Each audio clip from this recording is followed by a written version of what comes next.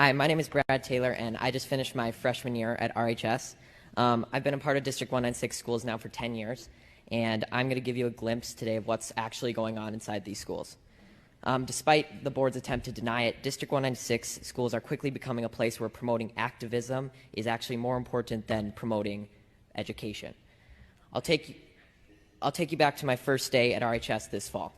The principal came out and gave us a heartfelt speech about equality and standing together. He began to list countless races, such as Latino, Asian, expressing how much they matter and how important they are. But never once did he mention a race or identity that reflects me, or half the kids that were in the class. Now, members of the board, I know you haven't been to school in a while, and I know none of you, or most of you, don't have any kids left in the school district. But you must admit how uncomfortable it will be to be characterized just by your skin color on the first day of school, and be thought that you were wrong just because of your skin color.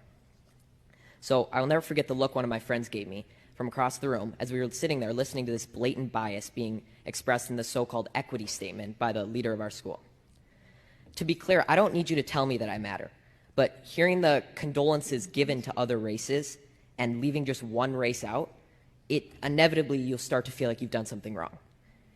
And in our principal's attempt to unify us, he instead created unwarranted boundaries and barriers between his students, pitting us against each other based on characteristics that we can't control. In another separate instance, I was told that writing "All Lives Matter" on the whiteboard was political and could be seen as offensive. When I questioned the teacher after class, she told me that she didn't have an answer and she just had to erase it, and it was quickly erased. There are political signs all over RHS, about specific races that matter, specific sexual orientations that matter, and specific perspectives that matter. But when I questioned the RHS administration about how these signs were political, they told me that they were supporting human rights. So when I questioned why the equity statement couldn't represent all students, they told me that to even ask that question was outlandish and offensive. And when I asked why that was, they told me, quote, "Whites have a pretty good situation right now," unquote. So is that not racism? Disregarding my question merely because of the color of my skin? To be honest, after enduring a year of the people in charge telling me that I'm a racist and I'm privileged and pointing out our irreversible differences, I've never noticed race more. And it's becoming the first thing I notice when I meet someone, which has never before been the case. RHS administration confidently told me that RHS students and staff are happy with their equity statement. But from my experience in talking with other students, this is not the case. I know many kids who disagree with their teachers, but they're too scared to stand up because they're worried that their grades will be docked and their learning experience will be affected. My honors government teacher, I'm not going to say his name, but he's mentioned that Democrats care more about all people while Republicans only care about themselves. And he's also inferred to us that socialism is better than democracy. He even had a statue of a socialist leader in his classroom. I've been told by a lot of kids that they just stay silent and adjust their schoolwork to reflect an acceptable opinion to secure a good grade. I've been approached by multiple teachers who have told me in private that they just want to say that they agree with me and they support me standing up, but they can't say it in front of the class for fear of being disciplined by the administration in some way or losing their jobs. There is clearly only one way to think in this district, and that is that they are teaching their kids to shut up if they don't agree.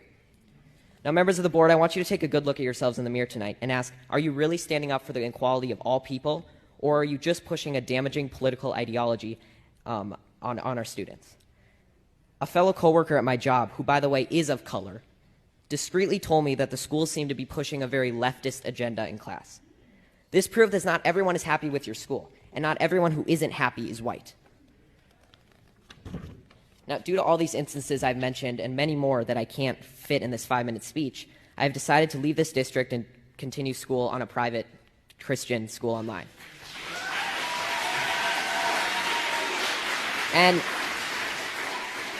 And there will be sacrifices, and I will not get to walk in the graduation ceremony or attend milestones at RHS, but I will be able to learn in an environment that is not intent on punishing me daily for my skin color and political views.